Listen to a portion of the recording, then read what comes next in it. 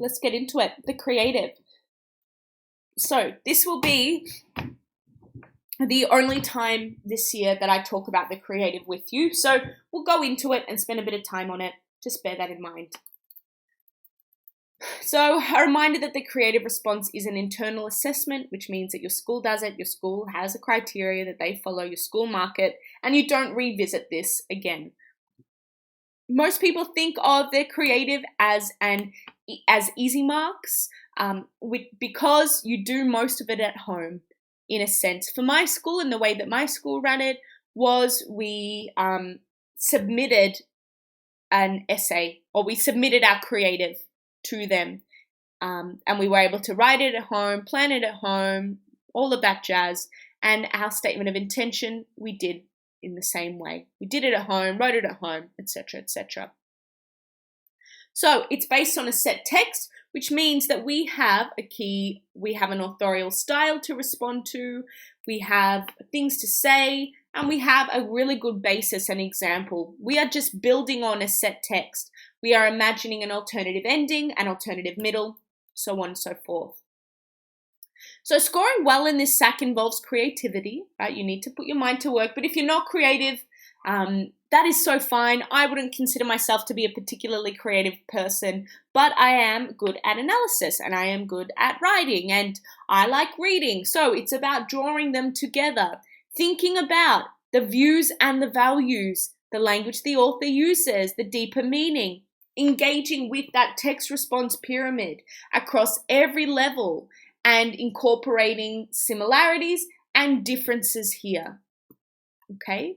It's about incorporating our own structural features, metaphors and symbols, having a meaningful moral to the story, having an interesting rhythm of prose, using what the author has given you and running with that, writing in a same style, imagining a different ending. Like I said, there are so many options, so allow yourself to get inspired with this task, okay?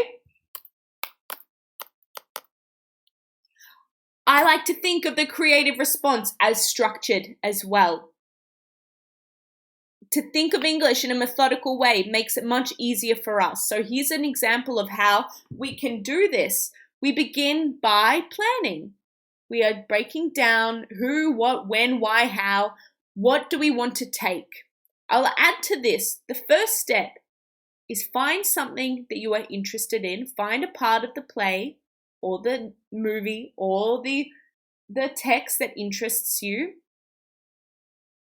Break down that scene. Analyze that scene. What, why, how.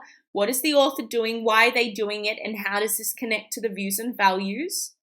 And then imagine, run with it, begin to plan. Think about intro, conflict resolution, what, who, why, when, how, the basics, right? We've been writing creative since prep. We truly have.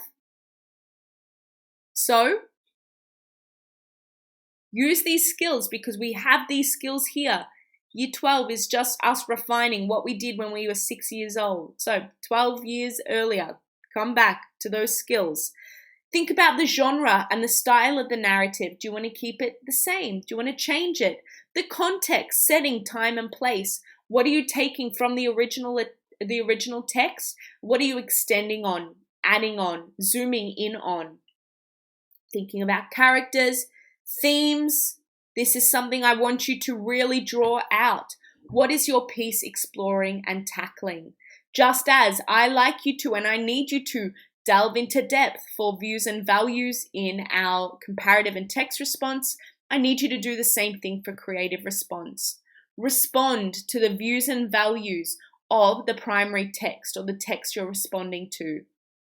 What do you want to think, feel, say, do? What do you want to explore and tackle? All right? Then draft, then develop, then revise, go over it. A cyclical process in these last stages. So we need to engage and respond to all four elements of the text response pyramid here. Our views and values, our themes, our characters, our structural devices. So big picture ideas and overarching messages. What is the author saying about the world around them? Key themes, characters, structural devices. What I normally would recommend for our creative is to begin with the structural device. Is to begin with a theme and a character. I would explore a similar theme to them. I would use the same characters as them. I would use similar structural devices to them, and I would explore a different view and value. I would offer a different interpretation on the theme.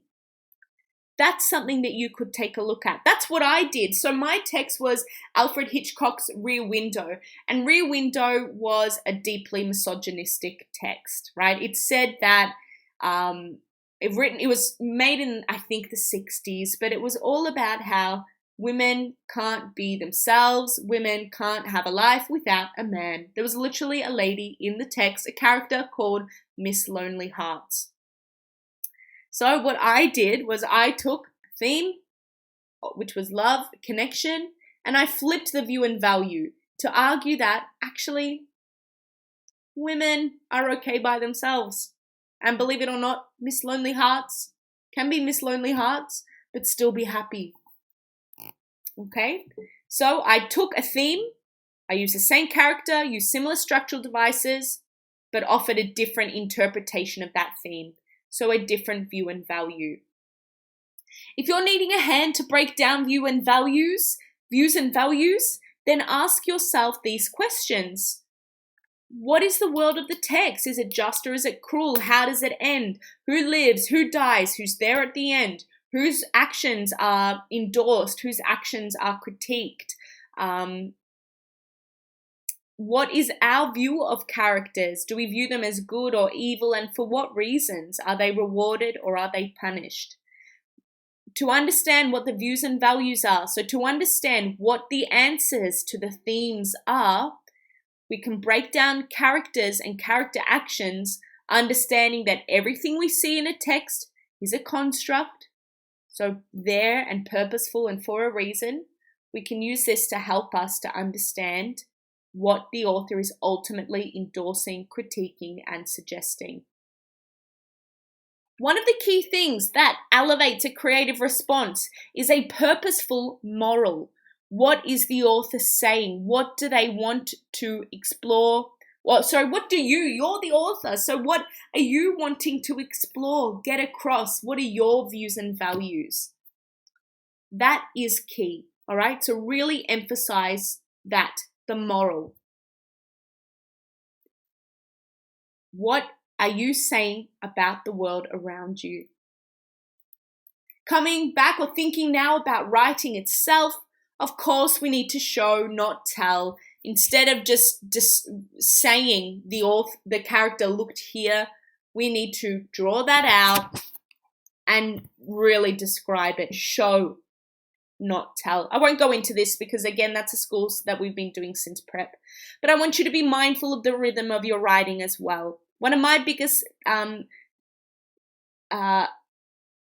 some feedback that I had to work on in year 11 and 12 was my lengthy sentences, because if you haven't already guessed, I have a lot to say. So breaking your sentences into shorter sentences, longer sentences is a really important editing task that you need to do to make sure your writing is interesting, to make sure your sentences are purposeful, and that your sentence length helps to sell what you're saying.